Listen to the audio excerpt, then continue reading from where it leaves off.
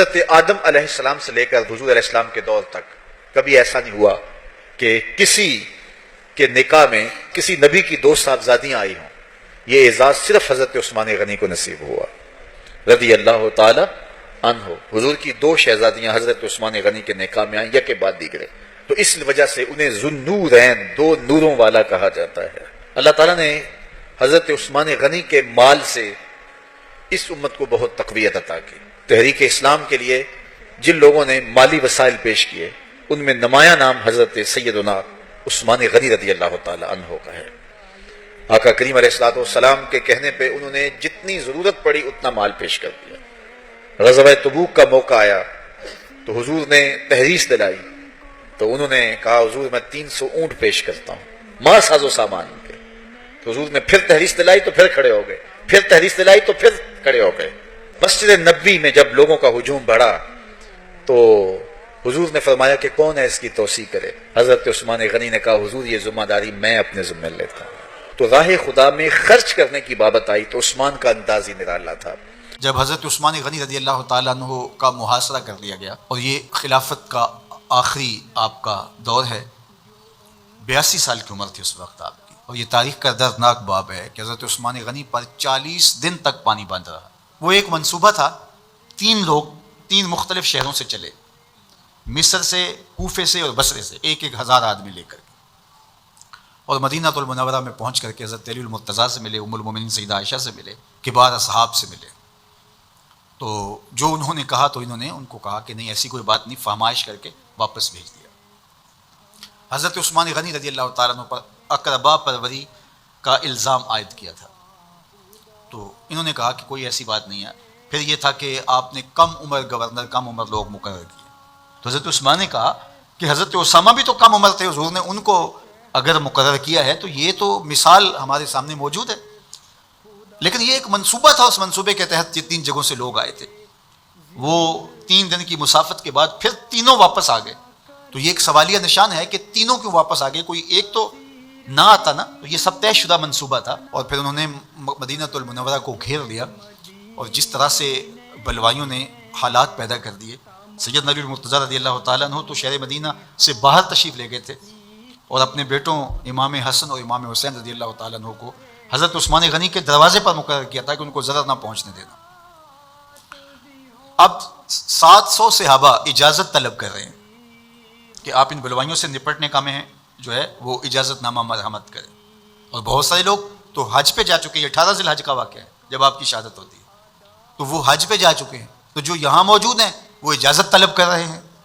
لیکن حضرت عثمان غنی رضی اللہ تعالیٰ عنہ نے کہا کہ نہیں, میں ایسی اجازت نہیں دوں گا. رسول اللہ صلی اللہ علیہ وسلم کا حرم شہر مدینہ لوگوں کے خون سے لالازار ہو, یہ میں اس کو گوارہ نہیں کرتا.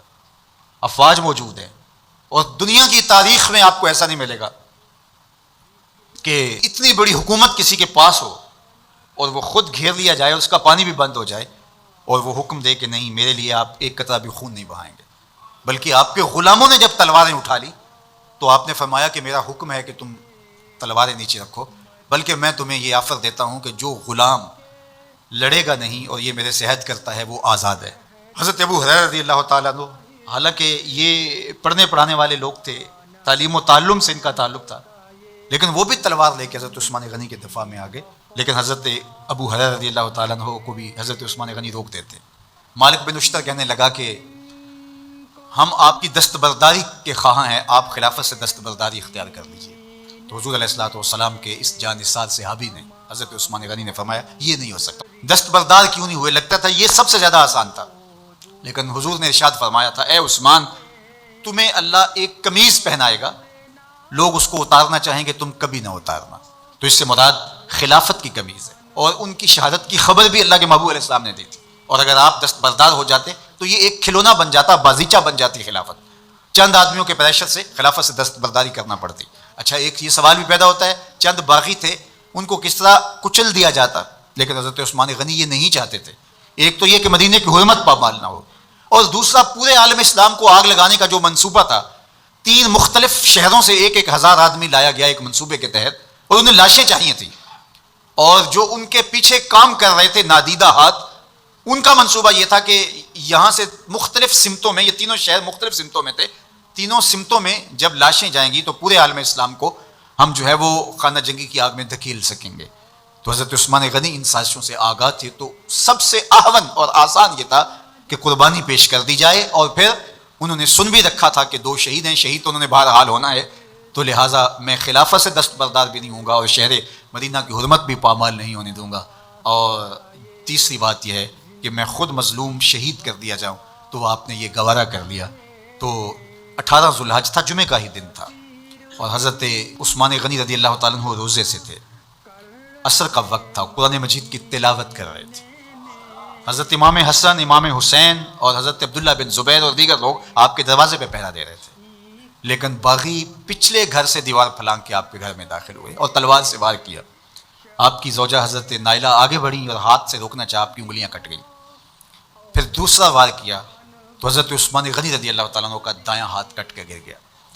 حضرت عثمان غنی رضی اللہ تعالیٰ عنہ نے افسوس کیا اور کہا کہ تم نے وہ ہاتھ کاٹ دیا جس سے میں وحی کی کتابت کیا کرتا تھا. پھر اس کے بعد آپ پر 9 وار کیے گئے اور آپ کو شہید کر دیا گیا. اور آپ کا خون قرآن مجید پڑھتے ہوئے اس آیت پہ گرا, فَسَيَكْفِيكَهُمُ اللَّهُ وَهُوَ السَّمِيعُ الْعَلِيمُ.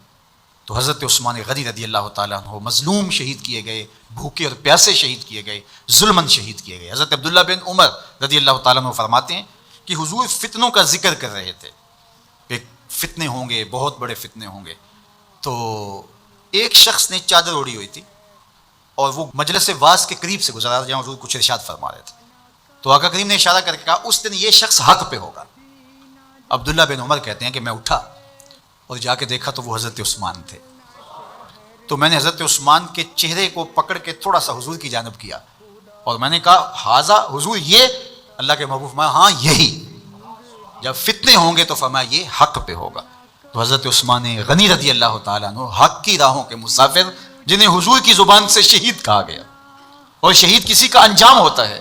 تو حضور نے فرمایا یہ شہید ہوگا. شہید وہی ہوتا ہے جو بحالت ایمان اس دنیا سے راہ خدا میں اپنی جان قربان کرے. فرمایا فَإِنَّمَا عَلَيْكَ نَبِيٌّ وَصِدِّيقٌ وَشَهِيدَانٌ, اے پہاڑ رک جا, تو جانتا نہیں تیرے اوپر اللہ کا ایک نبی ہے, ایک صدیق ہے اور 2 شہید ہیں. تو حضرت عثمان غنی رضی اللہ تعالیٰ عنہ عظمتوں کے مینار, اللہ اکبر. تو یہ حضرت عثمان غنی رضی اللہ تعالیٰ عنہ کا یہ کارنامہ تھا کہ آپ نے اپنی جان پیش کر کے امت کو جو ہے وہ فتنوں سے محفوظ کر لیا اور امت کو بچا لیا. حضرت عثمان غنی رضی اللہ تعالیٰ عنہ پہ کروڑوں رحمتیں, کروڑوں سلام. ہم آپ کی عظمت کو سلام پیش کرتے ہیں, عقیدتوں کا خراج پیش کرتے ہیں. حضور کی خدمت میں ایک جنازہ لایا گیا اور حضور سے عرض کی گئی حضور اس شخص کا جنازہ پڑھا دیجئے. تو حضور نے انکار کر دیا, کہا میں جنازہ نہیں پڑھاؤں گا. تو صحابہ نے عرض کیا یا رسول اللہ, کبھی ماضی میں ایسا نہیں ہوا جب بھی کوئی جنازہ لایا جاتا ہے تو آپ جنازہ پڑھا دیتے ہیں اور آپ نے آج انکار کر دیا ہے؟ تو فرمایا یہ شخص میرے عثمان سے بغض رکھتا تھا اور اس کو اللہ نے بھی اپنی رحمتوں سے محروم کر دیا ہے. حضور نے اس شخص کا جنازہ نہیں پڑھایا جو مبغض عثمان غنی رضی اللہ تعالی عنہ. تو اب آپ اندازہ کیجئے وہ کتنا بدبخت شخص ہے جو حضرت عثمان سے بغض اور دشمنی رکھتا ہے. حضرت عثمان غنی رضی اللہ تعالی عنہ سے اللہ کے محبوب علیہ السلام نے کتنی خوبصورت ارشاد فرمائی, میں اس سے حیا کیوں نہ کروں جس سے اللہ کے فرشتے بھی حیا کرتے ہیں. یعنی عثمان غنی وہ ہیں جس سے اللہ کے فرشتے بھی حیا کرتے ہیں, اور جو عثمان غنی کا حیا نہیں کرتا اس سے بڑا بے حیا کون ہو سکتا ہے. حاکم نے مستدرک کے اندر روایت ذکر کی ہے کہ بہت سارے صحابہ حضور کی بہت ساری خوبیوں کے مظہر تھے, اور سب سے زیادہ حضور کے خلق کے مشابہ حضرت عثمان غنی رضی اللہ تعالیٰ, اور خلق میں سب سے اونچا درجہ حیا کا ہوتا ہے. تو حضرت عثمان غنی رضی اللہ تعالیٰ عنہ حیا کے اس مقام پہ فائز المرام تھے جو انہی کا مقصوم تھا. اللہ ہمیں حضور کے اہل بیت, حضور کے اصحاب, بلکہ حضور کے در کی مٹی کی تعظیم بھی نصیب کرے. اقبال نے کہا تھا خاک طیبہ از دو عالم خوش ترست, آن خنک شہرے کے آنجا دل برست. ہمیں تو طیبہ کی مٹی بھی اچھی لگتی ہے اس لیے کہ وہاں محبوب جو رہتے ہیں. تو نبی پر پڑا رہوں گا, پڑے ہی رہنے سے کام ہوگا. در نبی پر پڑا رہوں گا, پڑے ہی رہنے سے کام ہوگا. کبھی تو قسمت کھلے گی میری, کبھی تو میرا سلام ہوگا. کبھی تو قسمت کھلے گی میری، کبھی تو میرا سلام ہوگا۔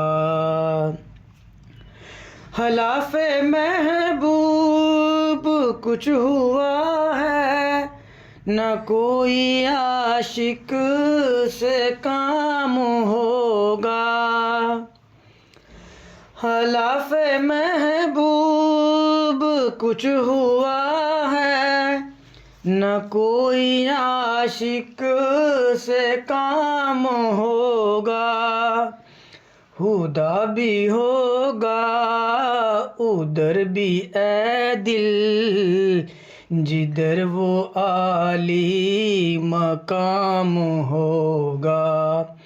خدا بھی ہوگا ادھر بھی اے دل، جدھر وہ عالی مقام ہوگا۔